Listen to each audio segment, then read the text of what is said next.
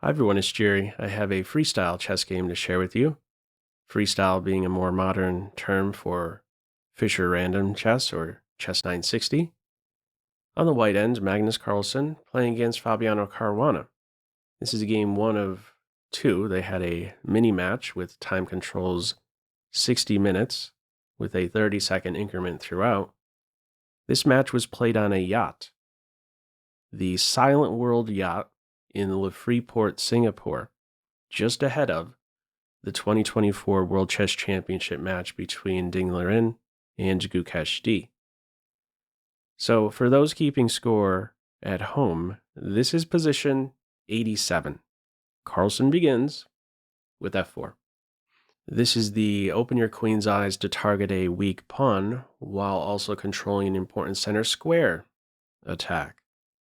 Some direction immediately being given to Caruana from move 1.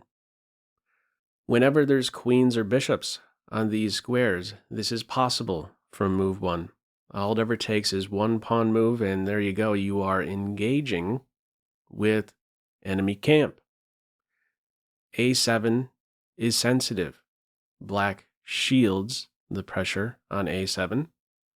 Another positive with this move, if ever this pawn is challenged, all right, I could consider capturing, and this rook on f1 springs to life. A lot of positives here with this start. In general, from my own experience playing this variant, it's usually a good idea to open up a path for the queen. It's not always going to be so easy to coordinate depending on what arrangement you begin with, and the queen is that one piece that can really exploit a setup where there's not so great coordination. We continue from here with knight c3. I should note, as soon as knight b6 is played to shield the pressure on a7, a new weakness is present. c7. You could be sure c7 and c2 had the player's attention in this game right out of the opening.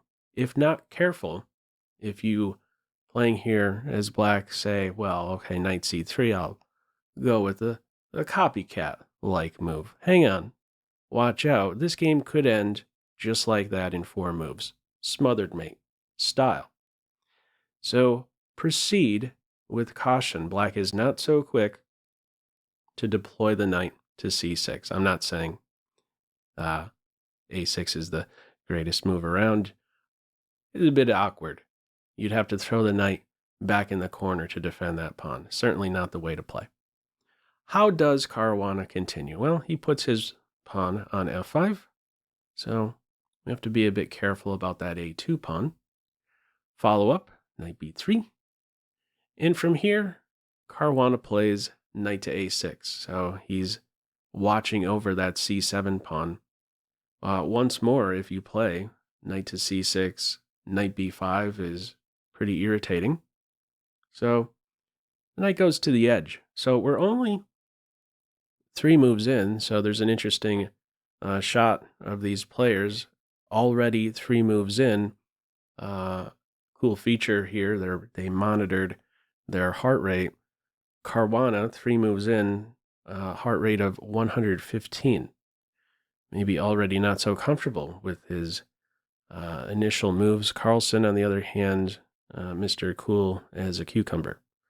Okay, where do we go from here? Well, it's d3. Black continues with c6, boxes out the c3 knight. What would happen if black dove into b4? You could actually, as white, ignore this threat on c2 and go after c7. A continuation like this, white would be winning.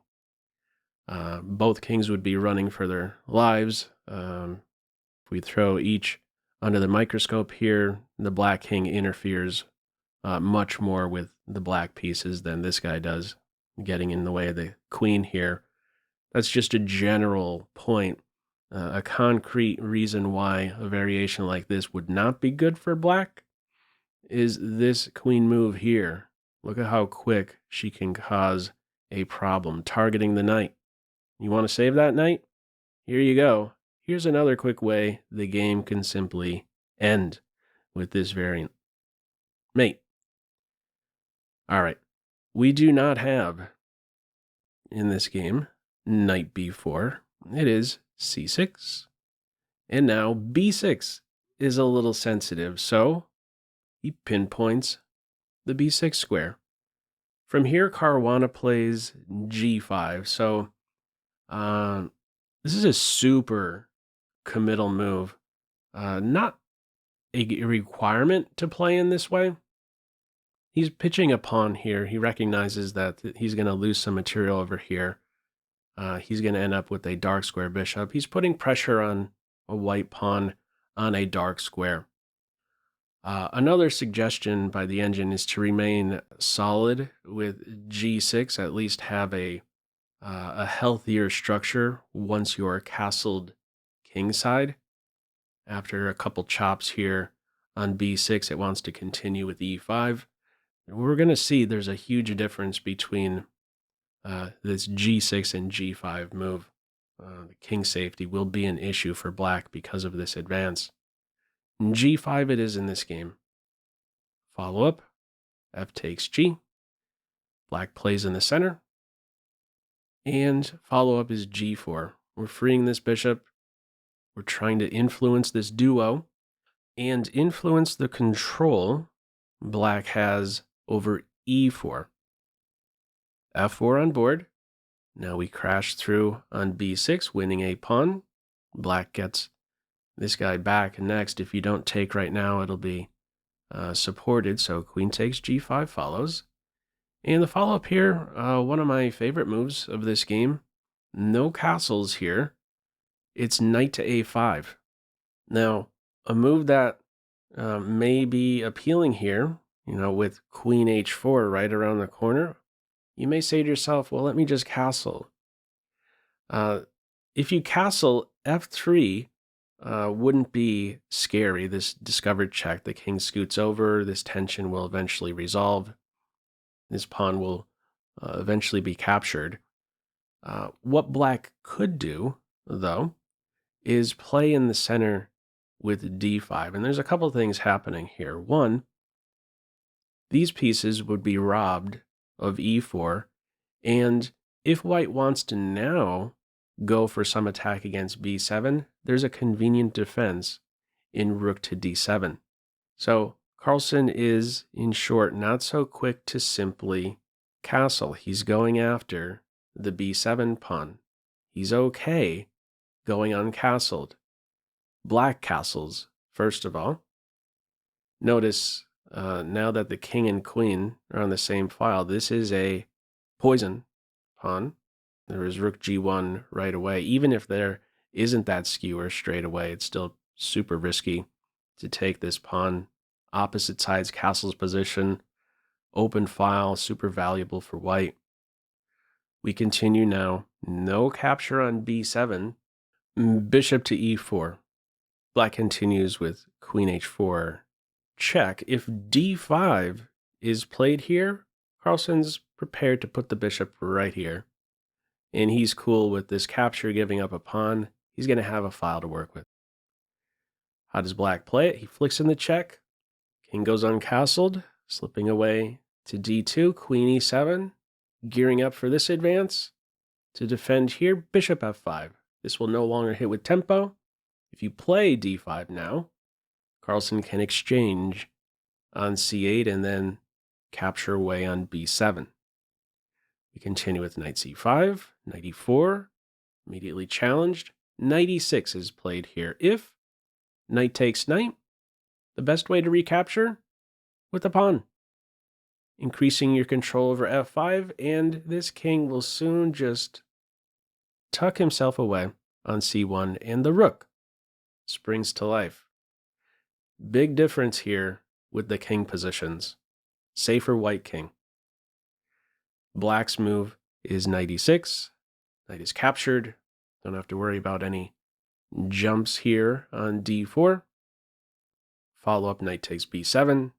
Bishop takes, queen takes, rook b8. and queen c7. So this is an important moment. Caruana captures on b2. This is considered a blunder. Considered best is to try and tame this knight. This is considered one of the better moves, bishop to f6. And let's say, not saying this is the best move, but let's say the b pawn is saved in this position. Follow up here, bishop e7, and it's still a ball game for sure. Knight is under control by the bishop nearby. There's the d5 idea. All right, how Caruana plays it, he takes on b2. Follow up rook to b1, and what are you supposed to do now? In the game, queen takes a2 is played. If you try and maintain control over this b file with rook to b8, you can exchange the queen for both rooks, and this is a winning position for white. Very uncomfortable situation for these two. Bishop has no moves, and the king has a move, but there'd be a cost. Follow-up moves get the other rook to this rank here. Possibilities for knight c5. d7 is likely to collapse one way or the other. So rook f to b8 is not an option. Another move to maybe look at briefly, if you capture with the rook on a2 instead, this guy gets here and these guys are way too strong. d7 will collapse. Rook f7 is not a defense because there would be a fork. So what do we have in this game? After rook b1, it is queen takes a2, rook takes rook, queen takes rook, and queen takes d7. You see what just happened there? This knight just became about a 7-point piece. You will not scare it away. Strong knight versus bad bishop. There is no fear of a perpetual check. This piece is safeguarding the king just enough. You can block with the pawn. Slip away now to the king side. Bishop g7, this was a threat. King stepping up, blocking the bishop, not so appealing. Still the check. Rook f3 and rook h3. The only try here for Caruana is with f3. Pitching a pawn. What's accomplished with this? Well, at least this rank has opened up. Black tries to take advantage of this next with rook to b8. Not rook a8. You wouldn't be threatening to get to the 7th rank. So rook b8 it is. And let me throw this position to you as a pop quiz. How would you continue here as white? Feel free to pause the video. Okay, really cool move here. This is top in the computer's eyes. Carlsen plays g5. Now, if we make a different move here just to illustrate, let's say c4 is played, white will be getting mated. Rook b2 check, and queen e1, covering these two escape squares. You block with the knight, queen takes knight, game over. How are things different moving the other pawn? Well, purposeful in that g4 is now vacant for the king. Follow up rook b2, king g3. Notice if black tries queen e1 here, no problems. The king can step up. What black plays here is queen g1 check. If you do land this check and then continue with rook g2 or queen to g1, the king can safely go to f5. He slips away on the light squares, stays out of the way of the rook. This is winning for white. So what does black try? It is queen g1 check. The king lives on the edge here. What is the king's journey to this square? How did it play out? King d2, returning to e1, f2, g3, h4, living on the edge. If necessary, he will step up to h5, and there's no getting at the king from there. Caruana at this stage has to hit the reverse button to defend. There were back rank mating ideas, a mate in 2 threat. And after knight to d6, Caruana throws in the towel. this queen is out of play. She's not connected with any other piece. No getting at the white king. These checks. King steps up here. There's a big threat of knight to f7. If the game did continue, I mean, how do you react here as black moving a bishop?